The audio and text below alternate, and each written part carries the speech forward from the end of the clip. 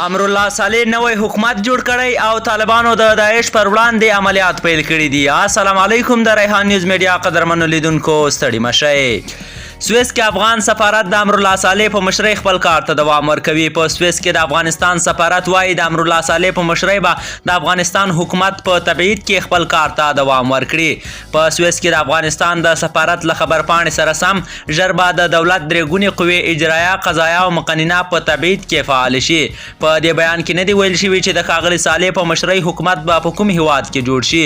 خو وروسته له دې چې د اګست په 15مه طالبانو کابل ونیو او د افغانستان ولسمشر اشرف غني متحده عربي اماراتو ته لاړ، امرالله صالح په پنجشیر کې ځان د هیواد سرپرست ولسمشر اعلان کړ او اوس ویل کېږي چې نوموړی احتمالاً په تاجکستان کې دی.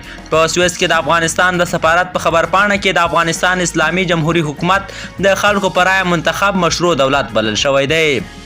او طالبان وايي پروان کې یو داعشي وژلی او څو تنه یې نیولي. په افغانستان کې د طالبانو د حکومت چارواکي وایي چې د پروان په مرکز چاریکار کې پرون جمعه د اسلامي دولت ډلې یا داعش پر یو پټنځای چاپه وهلې او د دې ډلې یو غړی یې وژلی او څو تنه یې نیولي دي. له هغې وروسته چې طالبان پر افغانستان واکمن شوي دي، دغې ډلې پر طالب ساتونکو حملې زیاتې کړي دي.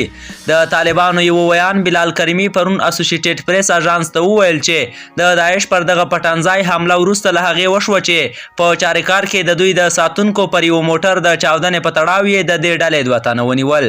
د ښاغلي کریمي په خبره له نیول شویو کسانو یې د داعش د پټنځای په اړه معلومات ترلاسه کړي وو. هغه ونه ویل چې د داعش څو تنه غړي یې نیولي دي. د راپور له مخې په چاریکارو کې د طالب ساتونکو پر موټر په چاودنه کې 4 تنه ټپیان شوي وو. د ریحان نیوز میډیا قدرمنو لیدونکو په دې هیله چې دواړه خبرونه به مو راسره اورېدلي وي. د نورو تازه او مهمو خبرونو لپاره در سره د ریحان نیوز میډیا یوټیوب چینل سبسکرایب کړئ. تر بیا ښه وختونه.